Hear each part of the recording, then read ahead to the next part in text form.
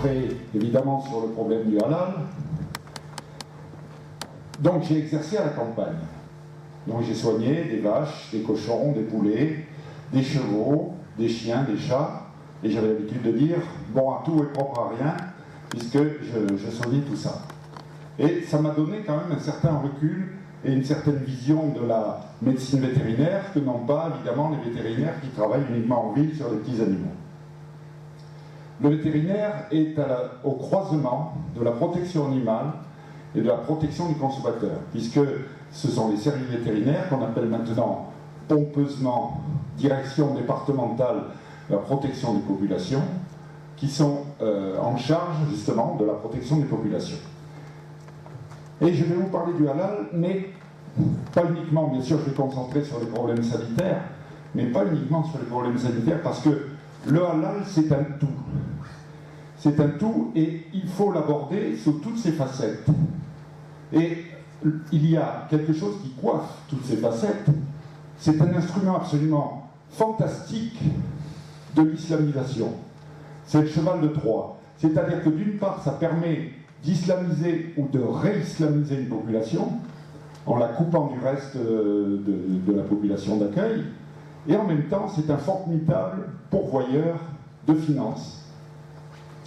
Alors, vous voyez, donc, mon exposé commence par une très belle peinture grecque qui se trouve à Paestum, une ville grecque qui se trouve au sud de Naples, et qui est maintenant, donc, bien sûr, qui a été abandonnée par ses habitants, et qui est très très bien conservée, puisque comme c'était un territoire marécageux, personne n'est venu habiter et abîmer donc, les vestiges. Vous avez une très belle peinture qui date du 5e siècle avant Jésus-Christ, qui montre justement un homme qui va étourdir un bovin. Donc déjà 5 siècles avant, on le faisait. Alors, la technique... Oui, voilà. Et c'est quelque chose qui a perduré. Je vous ai mis donc ici des miniatures qu'on trouve 12e siècle ici, 15e siècle ici, 16e siècle ici, 19e siècle. Et qu'est-ce qu'on voit? On étourdissait les animaux. C'est-à-dire que nous avons toujours étourdi les animaux. Alors, quelquefois, il y avait des loupés, bien entendu, je n'en disconviens pas, mais on a toujours cherché à améliorer le sort des animaux. En 1850, il y a eu la loi Grammont, qui s'est inquiétée du sort des animaux, et en 1964, on a imposé de façon obligatoire l'étourdissement des animaux dans les abattoirs. Alors, rappel, qu'est-ce que c'est que le halal? C'est tout ce qui est licite pour l'islam. C'est donc une allusion à la charia, la loi islamique, qui recouvre tous les aspects de la vie. Nous traiterons ici essentiellement l'abattage, mais il ne faut jamais perdre de vue que c'est l'introduction de la loi islamique. Vous savez, cette loi islamique qui est une véritable tartufferie, puisque la prostitution peut devenir halal à condition que l'homme qui s'y adonne souscrive un mariage temporaire avec évidemment l'objet de ses désirs. Il ne faut jamais oublier ceci. Donc les règles de l'abattage halal, c'est un animal qui est non étourdi, non anesthésié. C'est un autre élément qu'on oublie trop souvent, c'est un égorgement large jusqu'aux vertèbres qui sectionne toutes les structures anatomiques et notamment l'œsophage et la trachée. L'animal est tourné vers la Mecque en prononçant Bismillah wa Allahu Akbar. Le sacrificateur doit en principe être musulman et en état de pureté rituelle.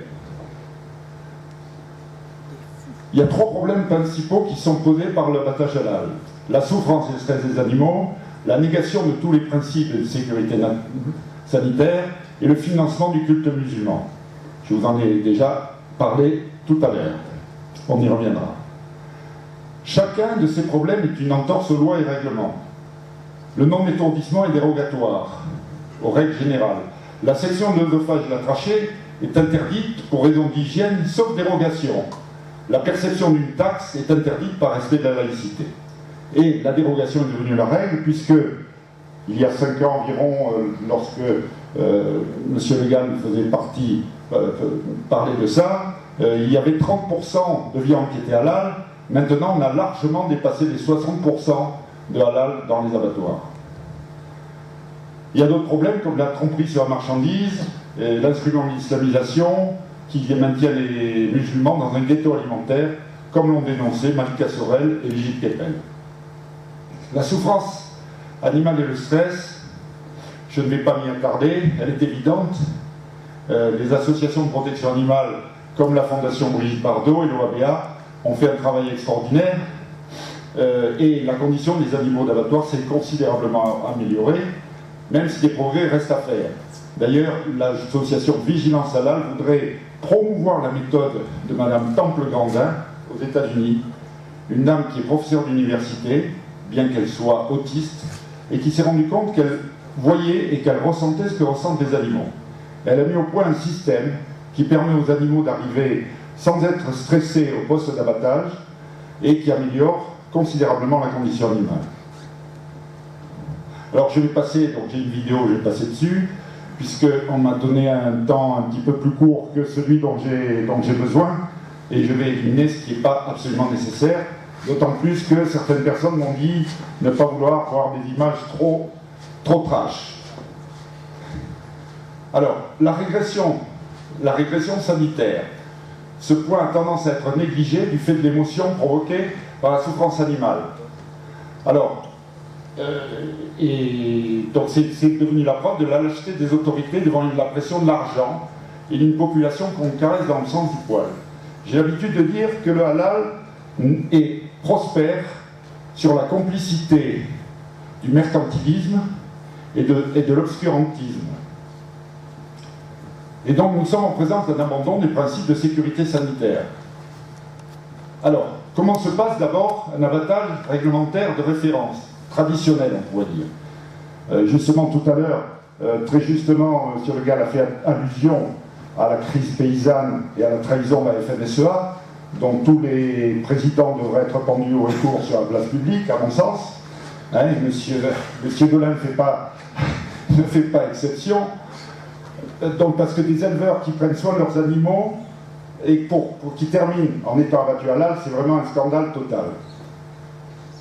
Donc, l'abattage se pratique avec étourdissement préalable et saignée très propre par incision précise et limitée aux vaisseaux qui sont donc l'artère carotide et la veine jugulaire. On ligature l'œsophage et ces opérations sont rendues possibles par l'immobilité de l'animal, puisque l'animal est étourdi, anesthésié. Alors, pour vous expliquer, je vous ai mis une petite coupe anatomique de l'encolure. Ici, la vertèbre. À l'intérieur des vertèbres, vous avez de chaque côté une artère et une veine vertébrale qui continuent à irriguer le cerveau, même quand les autres vaisseaux sont coupés. Vous avez l'œsophage qui est ici, qui est juste à côté de la trachée. Vous avez donc la carotide et la jugulaire, la même chose de l'autre côté. Vous avez donc ici en vert, on le voit, un très gros nerf, qui est le nerf pneumogastrique, qui est très important, puisqu'il règle les processus automatiques de respiration et les processus cardiaques. Dans l'égorgement halal, c'est un véritable égorgement, du reste, on coupe jusque-là, jusqu'au ras de la vertèbre. Donc l'animal va continuer à respirer par la trachée, et il va avoir une sensation d'étouffement parce qu'on a coupé justement le nerf pneumogastrique. Vous avez l'œsophage qui est ouvert aussi, par lequel le contenu de l'estomac va se déverser à l'extérieur. Vous voyez? Donc ici, j'ai mis des flèches qui montrent la sciure générale. Donc, on procède à l'étourdissement avec ce qu'on appelle un matador, vous voyez, qui doit être positionné comme il faut. Alors là aussi, il y a un apprentissage, hein, c'est-à-dire que beaucoup d'abatteurs, quelquefois, n'ont pas la formation nécessaire pour poser le matador là où il faut, et les opposants à la consommation de viande, les végétariens disent, vous voyez, mais même quand on les assomme, ça ne marche pas, ils se réveillent. Évidemment, si on pose le matador juste entre les cornes, ça ne marche pas. Il faut le mettre au milieu du front. Donc l'animal, quand on voit là sur c'est une vidéo, hein, une capture d'écran, ce qui fait que c'est un petit peu flou, l'animal tombe comme une masse. Ensuite, il glisse sur un plan incliné, on va le suspendre, et on va donc le saigner. Alors, la photo est un peu sombre, on ne voit pas très bien. Il y a deux petites incisions ici qui sont très propres de chaque côté de l'encolure, et on voit sur cette préparation l'endroit où le matador a exercé son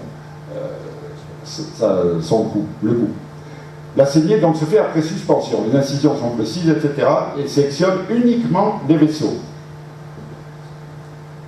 On voit ici un petit peu mieux sur cette photo, je vous l'ai mise, parce que c'est un peu plus clair. Vous voyez donc les ouvertures très propres, etc. Et le sang peut être recueilli parce qu'il coule, gentiment. Il coule donc dans cette rigole avec un calibotique qui permet de le recueillir et il n'y a pas du sang partout.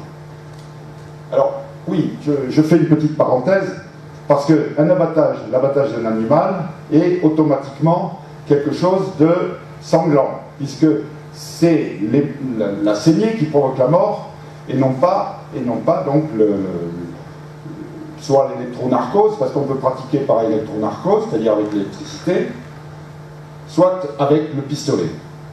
Alors là, on va voir donc un abattage halal. Alors là, l'abattage halal, vous voyez, ça se fait dans un piège spécial. Alors il y a plusieurs types de pièges. Celui-ci, c'est un piège donc qui tourne, et vous avez cette pièce essentielle qui est donc une mentonnière. Vous allez voir comment ça se passe après. Donc là, pour l'instant, c'est le premier de la série. Vous allez voir donc, pour l'instant, le piège est propre. L'animal, on a remonté donc la mentonnière pour bloquer la tête de l'animal, et on va faire tourner le dispositif. Vous avez une espèce de bac pour recueillir le sang. Et vous allez voir jusqu'où le sang va gicler. Voilà, donc là c'est évidemment la saignée telle qu'elle se pratique, hein, donc cette large ouverture. Voyez un petit peu jusqu'où le sang a giclé, propreté, hygiène du piège, la mentonnière est toute souillée, et on ne va pas pouvoir, il est impossible de nettoyer entre chaque animal, puisque les animaux se succèdent. On parle même quelquefois de 600 animaux dans une journée. Vous voyez qu'on n'a pas nettoyé le piège. Donc il va y avoir du sang, il va y avoir de l'urine, il va y avoir des matières fécales qui vont rester là-dedans toute la journée et qui vont fermenter avec l'humidité, etc. Là, c'est une autre. Alors, là aussi, je suis désolé, c'est pas très clair, c'est une capture d'écran. Ici, on voit, c'est sur une vidéo qui est assez impressionnante, on voit la trachée qui est ouverte. Ce bovin a eu donc, vous voyez l'énorme plaie que ça produit, hein, vous voyez, et on voit la trachée qui se contracte de façon spasmodique parce que l'animal cherche sa respiration. Donc, qu'on ne dise pas qu'il n'y a pas de souffrance animale dans le halal. Ce que disent certains tenants du halal en disant que l'animal souffre moins qu'avec notre technique. Là, c'est un autre piège, hein, donc vous voyez, vous pouvez voir, donc sur cette photo, vous avez aussi l'énormité de la plaie, hein, et alors là aussi, vous voyez donc la propreté générale. Hein, vous avez des détritus par terre, sans doute des matières, parce que l'animal a piétiné là-dedans, il s'est débattu, et il en a envoyé partout sur les murs, et même au plafond, vraisemblablement. Tout ça, c'est pour vous dire que l'hygiène dans le halal ne peut pas être respectée, quoi qu'on vous dise. Alors après, donc, je reviens au même animal tout à l'heure, c'est la séquence. Hein. Une fois qu'il est mort, parce qu'il est fini quand même par mourir, regardez donc ce bac qui était censé recueillir le sang, regardez jusqu'où a jailli le sang. Vous voyez? Et l'opérateur, il va piétiner là-dedans avec ses bottes. Il va en amener partout. Et l'animal, donc on ouvre sur le côté, et il va falloir l'extraire du piège. Voilà, là on extrait l'animal du piège, et on voit très bien sur cette photo, je vous demande de regarder l'œil, l'animal est encore vivant, rien qu'à voir la vivacité de son œil, c'est-à-dire on le sort alors qu'il n'est même pas encore mort. Et on va le traîner évidemment dans les déjections, on ne peut pas faire autrement. Une autre photo qui montre comment on traîne l'animal dans ses déjections dans le sang. Là aussi, c'est une autre photo qui montre, comme on n'a pas pu ligaturer l'œsophage, vous voyez, tout le contenu de la panse est sorti, et toujours, on voit bien sur cette photo, il y a du sang partout, il y a donc des résidus de régurgitation, il y a des urines, il y a de tout, et tout ça va rester toute la journée puisqu'on ne peut pas nettoyer. Hein? On ne peut pas nettoyer, et vous allez avoir un phénomène dont je vais vous parler tout à l'heure, qui est le mélange de flore microbienne, qui va aboutir à des processus dont je vais vous reparler tout à l'heure. Les risques sanitaires sont confirmés par des scientifiques. Le professeur Mouton, ça ne s'invente pas, hein, bien entendu. Docteur Pascal Dunoyer, chef du bureau d'établissement d'abattage à la Direction générale de l'alimentation, qui évoque évidemment les termes de salubrité et sécurité des carcasses. Voilà. Vous avez donc le professeur Tillier, qui est notre conseiller scientifique, avec lequel nous travaillons, et qui a mis notamment en exergue les risques liés à Escherichia coli, hein, notamment pour les steaks hachés. Je vais y revenir. C'est le docteur Michel Pourrat, qui est expert vétérinaire, membre d'Eurogroup for Animals. Et il y a un point aussi sur lequel où il faut que vous, lorsque vous discuterez avec quelqu'un, notamment avec un tenant du halal, qui vous dira que la saignée est meilleure dans le halal, ben ce n'est pas vrai. La saignée n'est pas meilleure. Il y a eu donc une étude de l'Académie vétérinaire en 2006 qui a montré que les animaux étourdis électriquement saignent plus vite, que la rigor mortis, c'est-à-dire la rigidité cadavérique, arrive plus vite, et le pH baisse plus vite, ce qui est un gage de qualité de la viande. Donc, des 3 méthodes testées, l'étourdissement par tige pénétrante suivi de la saignée semble la meilleure. Donc on a une meilleure saignée avec la méthode traditionnelle. Pourquoi? C'est facile à comprendre. Il n'y a pas besoin d'être un grand scientifique. Qui vont se produire et qui vont empêcher, évidemment, une saignée complète. Je rappelle d'ailleurs qu'une saignée incomplète, même pour nous, qui ne sommes pas les tenants du halal, est un motif de saisie d'une carcasse, hein, parce qu'on considère qu'elle n'est pas saine pour la consommation. Là, c'est une clé de cet ordre-là, c'est que l'animal a été abattu halal. Et d'ailleurs, j'ouvre une parenthèse, il y a une association qui s'appelle L214, qui a fait des vidéos dans les abattoirs d'Alès et du Vigan notamment, et puis chez Charal à Metz, et qui est une association de protection animale qui est, à mon avis, de mauvaise foi. Je vais vous dire pourquoi. Ils mettent sur le dos du halal les scandales, sur le dos de l'abattage général, les problèmes des abattoirs. Alors qu'en fait, c'est l'introduction du halal. Et quand vous regardez les vidéos, les animaux ont des plaies d'égorgement qui sont de cet ordre-là, et qui prouvent bien que l'animal a été abattu de façon halal. Alors vous voyez, celui-là, il a été égorgé, ça ne saigne plus, il tient toujours sa tête, donc il est toujours vivant, et on va être obligé de repasser le couteau pour le faire mourir, parce qu'il y a dans 25% des cas ce qu'on appelle des fausses anévrismes, hein, par les phénomènes que j'ai évoqués tout à l'heure. Alors, les risques sanitaires, il y a surtout les Escherichia coli, notamment la souche O157H7, qu'on appelle aussi les steaks, hein, les HEC, les steaks, Shiga toxine, Escherichia coli. Voilà, bon, donc je vais passer sur les critères scientifiques, hein, parce que c'est pas la peine que je surcharge votre mémoire, mais c'est important qu'aujourd'hui vous puissiez retenir un certain nombre d'arguments qui vous permettront de vous opposer aux tenants du halal. Donc on a les salmonelles et campylobactères, on a les staphylocoques dorés qui sont résistants aux antibiotiques, et vous avez les prions. Alors les prions sont responsables de la maladie de Creutzfeldt-Jakob. On a donc des études, alors à l'occasion de ces fautes, des fautes d'hygiène qui sont entraînées par le halal dans les abattoirs, on a un phénomène qui se produit qui est particulièrement intéressant sur le plan scientifique et particulièrement inquiétant sur le plan sanitaire. À savoir que les microbes sont capables d'échanger des informations et ce qu'on appelle des cassettes génétiques. C'est-à-dire qu'ils sont capables de devenir plus virulents et ils sont capables de devenir plus résistants aux antibiotiques lorsqu'ils se mélangent entre eux. Ils se refilent, si j'ose dire, les bons tuyaux. Et C'est ce qui se passe d'ailleurs dans les hôpitaux. Pourquoi il y a autant de maladies nosocomiales dans les hôpitaux malgré tous les efforts d'hygiène? Parce qu'il y a des microbes qui viennent de partout et que les microbes échangent des informations. Il vaut mieux donc se faire opérer à la limite à la campagne. Je vais vous citer d'ailleurs mon expérience personnelle. Les chevaux qui venaient à l'école vétérinaire pour la castration faisaient tous une infection après castration, et j'en ai castré beaucoup dans ma carrière, et je les opérais au pré, en plein champ. C'est-à-dire on les endormait, ils se couchaient dans l'herbe, je les opérais. Les conditions d'hygiène d'asepsie n'étaient pas parfaites, loin de là, bien sûr, par rapport à un bloc opératoire, mais par contre, les germes qui étaient autour dans l'environnement étaient des germes qui n'étaient pas pathogènes. Et donc, il n'y avait jamais d'infection. Jamais, jamais, jamais.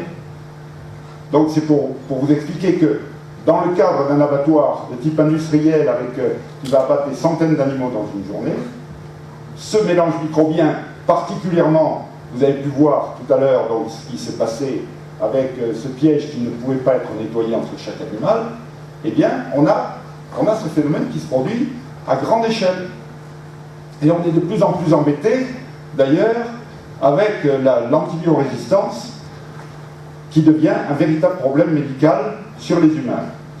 Et cette antibiorésistance est beaucoup plus induite par, et je reviens tout, en Bretagne, vous êtes particulièrement concerné par l'élevage industriel, pour la bonne raison que vous mélangez des flores, vous avez un surnombre, et l'élevage industriel est une véritable calamité sur le plan de l'antibiorésistance.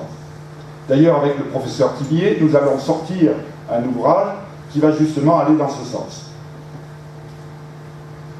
Alors là, c'est une vidéo, je ne sais pas si je ne vais pas vous la montrer pour pas... C'est donc le débat entre Sarkozy et Hollande à la veille du deuxième tour, où M. Hollande dit que lui président, vous avez entendu tout à l'heure quand je faisais des essais, disait que lui président, il n'y aurait pas de halal dans les cantines. Or, il y a du halal dans les cantines, nécessairement, pour la bonne raison que tout le monde a refusé l'identification de la viande halal. Donc c'est d'ailleurs une action que je vous recommande en tant que citoyen, pour ceux qui ont des enfants ou des petits-enfants, d'exiger de la cantine, de vos enfants ou petits-enfants, qui vous fournissent des indications sur l'origine de la viande.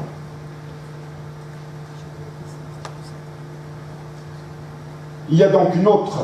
Alors là aussi, je vais vous reparler tout à l'heure, pour terminer mon exposé, je vais vous reparler d'une affaire très grave sur laquelle je suis en ce moment avec l'association Vigilance Halal. Encore une fois, l'administration est parfaitement au courant.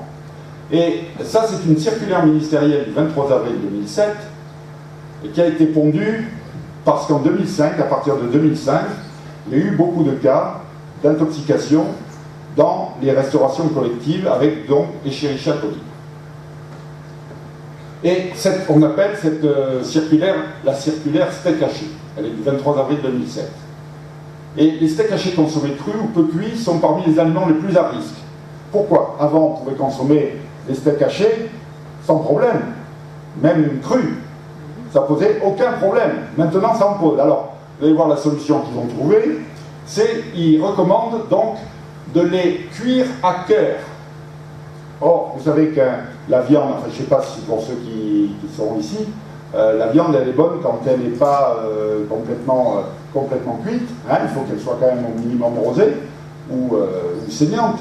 Et donc là, on recommande donc de la... Parce que c'est un moyen évidemment visuel pour les opérateurs dans la restauration collective de savoir que le steak a été stérilisé éventuellement parce qu'il peut y avoir des failles. Et les steaks hachés sont d'ailleurs très souvent à la base de problèmes. D'ailleurs, regardez, lorsque vous achetez des steaks hachés congelés dans les grandes surfaces, ce que je ne vous recommande pas, il vaut mieux aller voir votre boucher, lui demander de vous acheter la viande. Si il y a marqué sur l'étiquette qu'il faut cuire à cœur, c'est que l'industriel a des doutes sur l'origine, hein, et certainement l'origine est halal.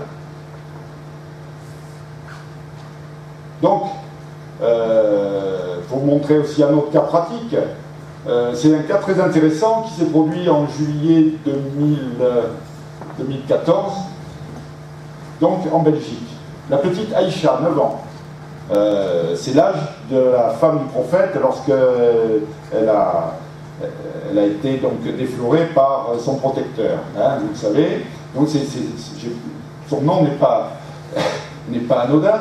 Elle est décédée après avoir mangé de la viande halal mal cuite. Alors je rajoute halal, hein, mais comme c'est dans une famille musulmane, il y a tout lieu de croire que cette viande était halal, mal cuite.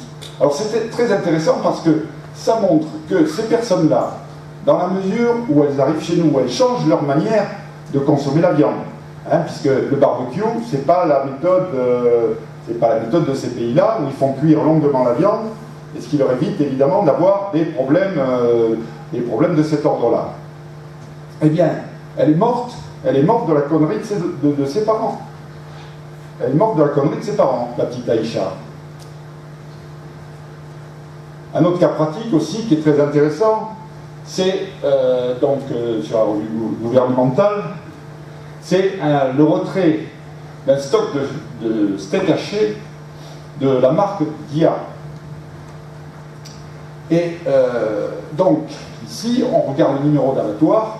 D'ailleurs, je tiens à votre disposition la liste des abattoirs non halal, qui est d'ailleurs sujette à caution, il y en a quelques-uns qu'il faut barrer, qui sont déjà passés au halal depuis qu'on a établi cette liste.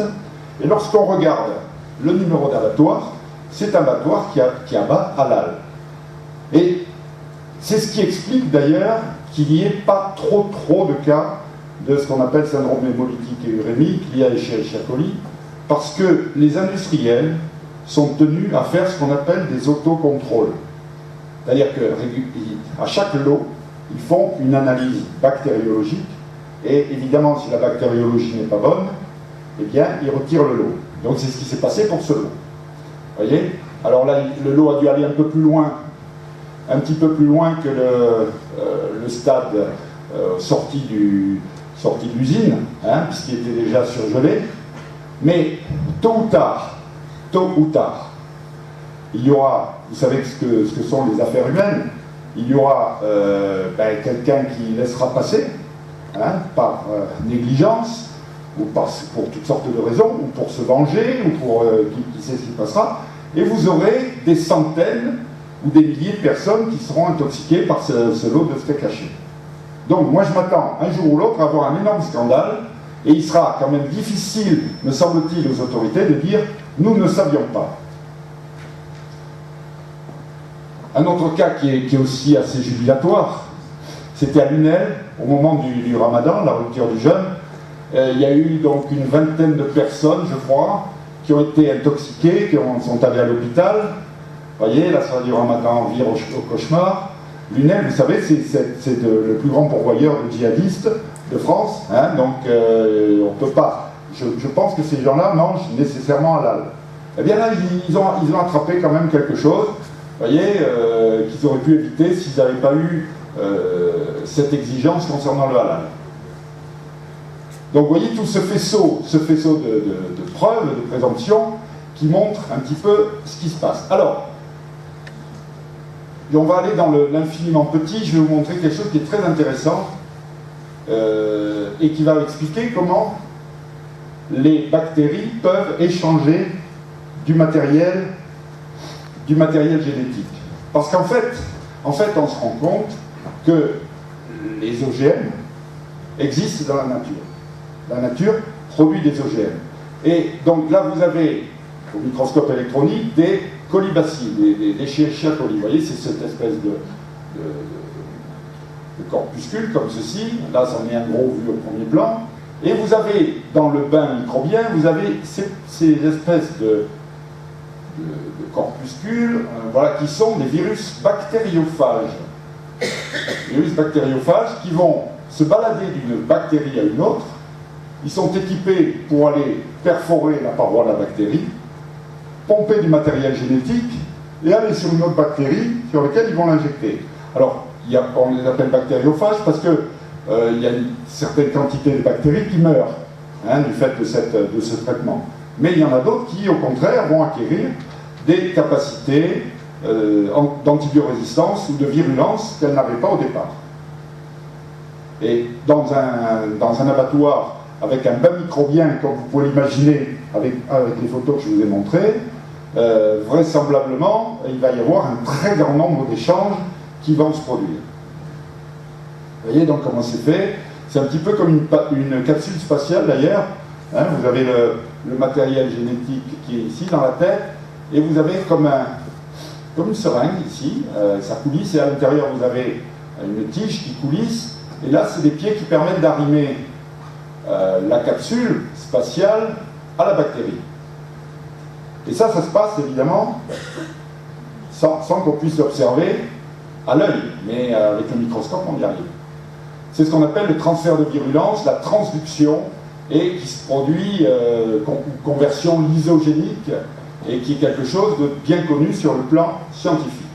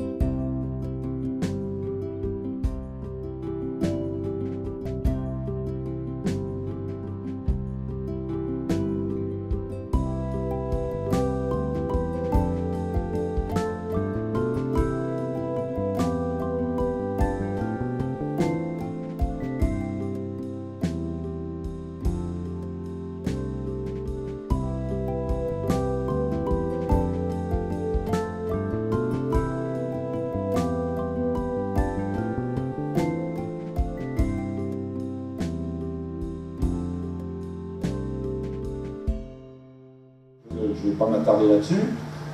Donc, conclusion, un abattoir qui est un milieu chaud, humide, favorable aux pullulations microbiennes, et il faut moins de 10 minutes pour que des milliards de bactéries se transforment et acquièrent des facteurs de virulence ou de résistance aux antibiotiques.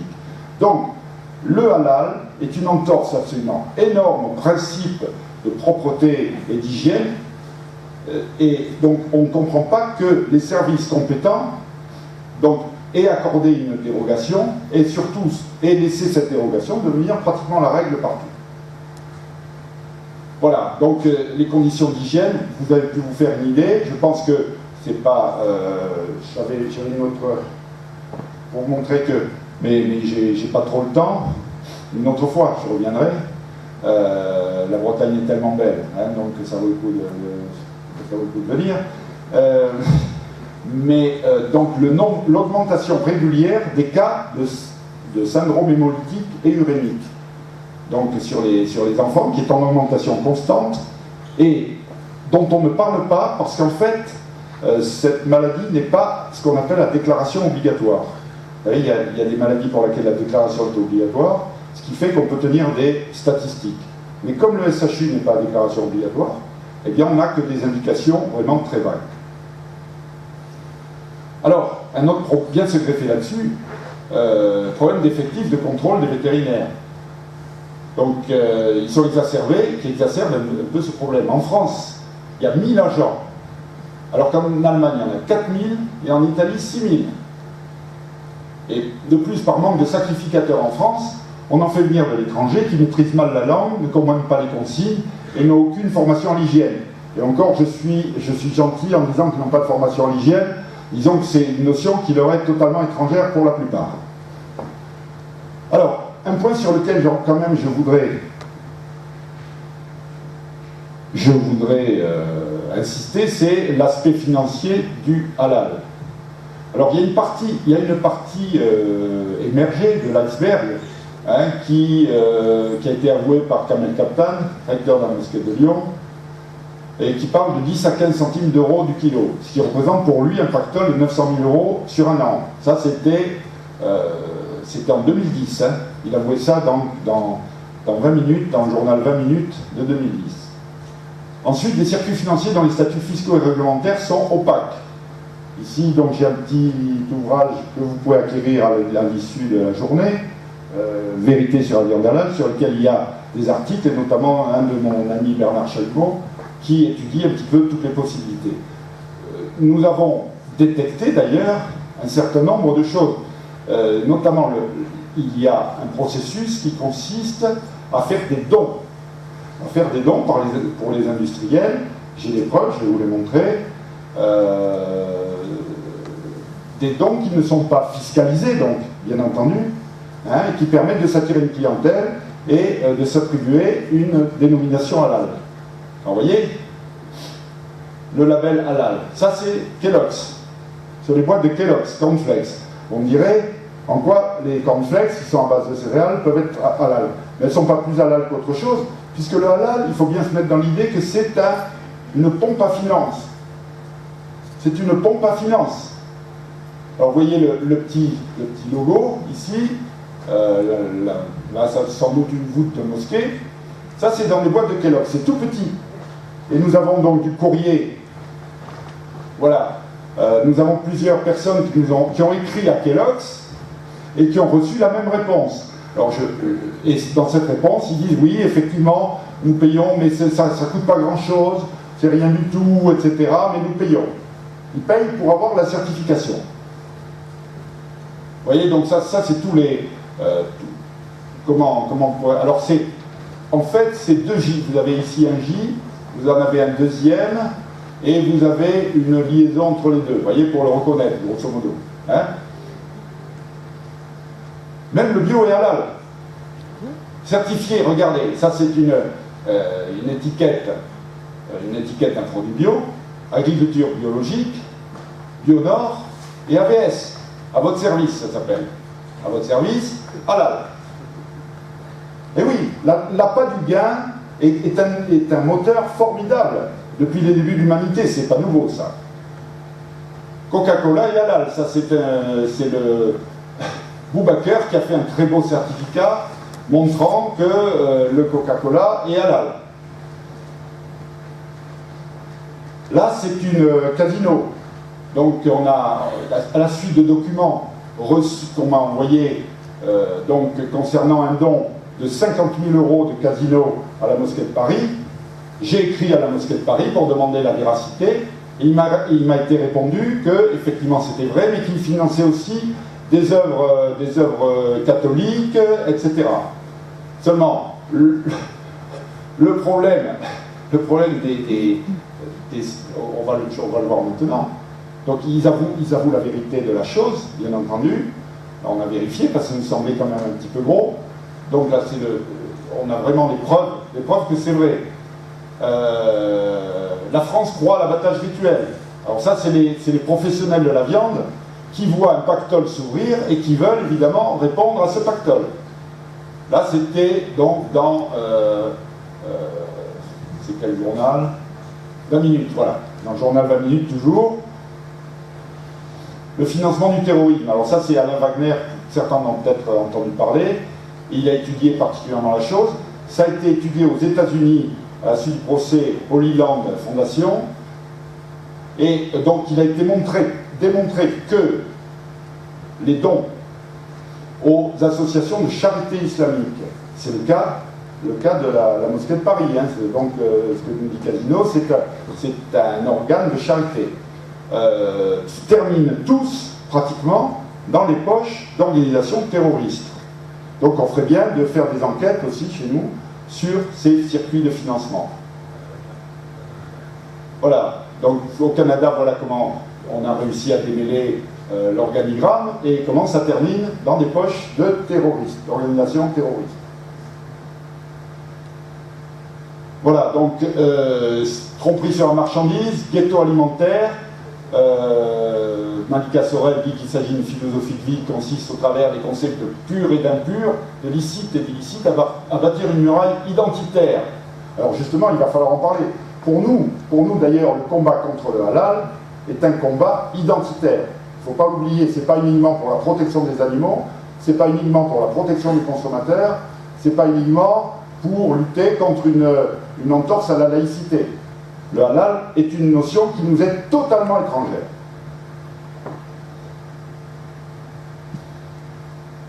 Et puis en plus, bon, les abattages halal et kasher n'ont aucune base religieuse, comme le dit le professeur Sami Aldev.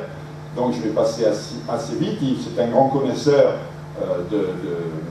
puisqu'il est palestinien, citoyen suisse et parfaitement arabophone, et il a publié d'ailleurs beaucoup d'ouvrages, dont un Coran, si j'ose dire alternatif, hein, où il a mis les sourates dans l'ordre chronologique, où on voit la gradation des sourates qu'on nous cite tout le temps pour nous enfumer, les sourates de paix, hein, et vers des sourates plus guerrières, et voire même totalement démentes sur le plan de la violence. Là, c'est une vidéo, je ne vais pas vous la passer pour ne pas empiéter sur le temps. Donc, dans une émission avec Franz-Olivier Gisbert et donc notre cher Valls, hein, donc Tariq Ramadan avoue que sur le halal, la pensée musulmane est totalement sclérosée. C'est pas nous qui le disons, hein, c'est donc Tariq Ramadan. Je vous conseille aussi le livre d'Anne de Noisy, bien qu'elle ne parle pas que de cela, hein, quand l'industrie de la viande nous mène en barquette. Et voilà. Donc voilà, conclusion, le halal se nourrit de la collusion de l'esprit mercantile et consuméristes et de l'obscurantisme islamiste. Il est totalement contraire à notre civilisation, à notre identité. Et lutter contre le halal n'est pas un point accessoire du combat identitaire. Alors, quelques pistes pour une interdiction future. Parce qu'il faut quand même aussi être pragmatique pour arriver à nos fins et faire interdire le halal.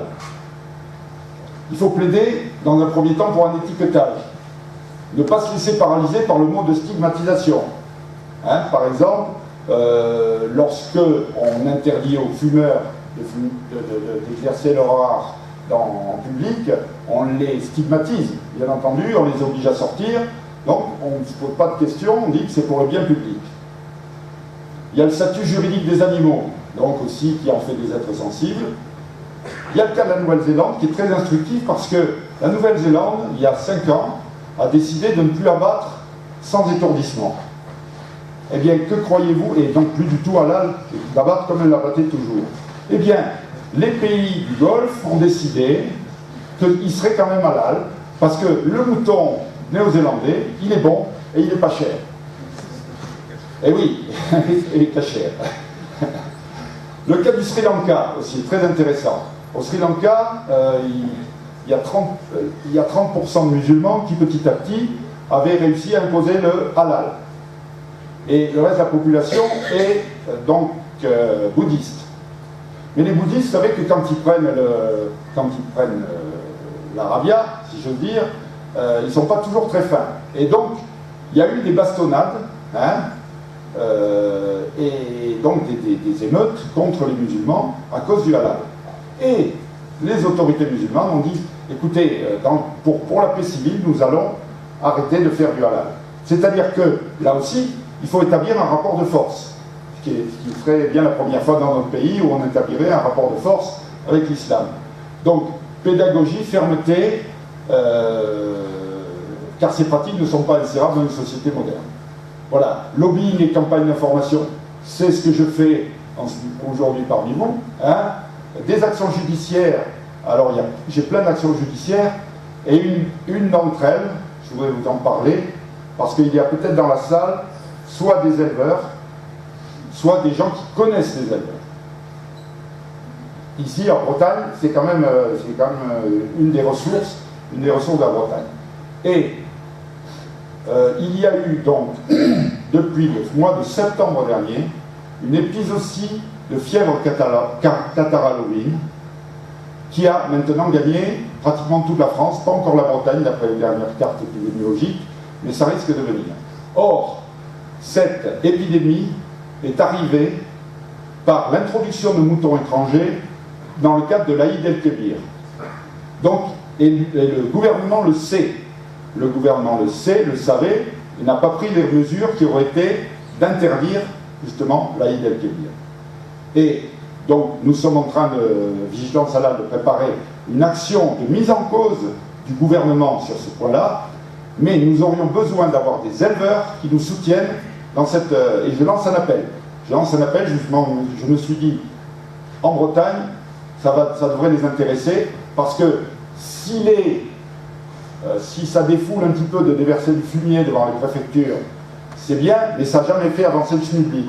Si nous arrivons à mettre en échec le gouvernement sur cette question de l'Aïd el-Kébir, nous aurons un poids absolument extraordinaire, et nous avons toutes les armes pour ça. Toutes les armes pour ça. Le docteur Tillier donc, est en train de sortir un rapport scientifique que je lui ai commandé, de 800 pages, sur la fièvre catarrhale ovine, et donc qui conclut de façon très claire que cette fièvre catarrhale ovine a été introduite avec des moutons venant de l'extérieur, notamment de Turquie. Et nous le savons parce qu'on a découvert, pas plus tard qu'avant-hier, une instruction ministérielle qui prévoyait la chose.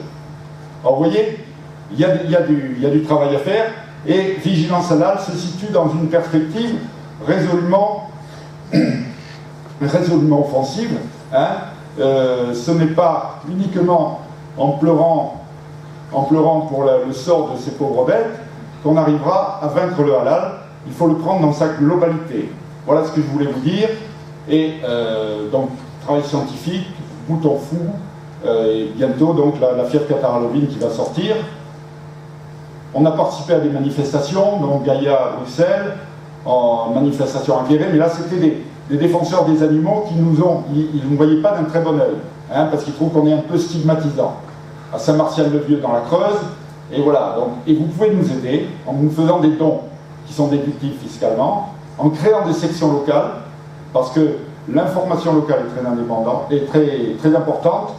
Vous pouvez acheter nos ouvrages, nos autocollants, vous pouvez organiser des conférences, des manifestations, faire pression sur votre boucher. Faire pression sur votre boucher pour lui demander, non pas que la viande vienne de France, ou soit locale, mais soit abattue dans des conditions normales.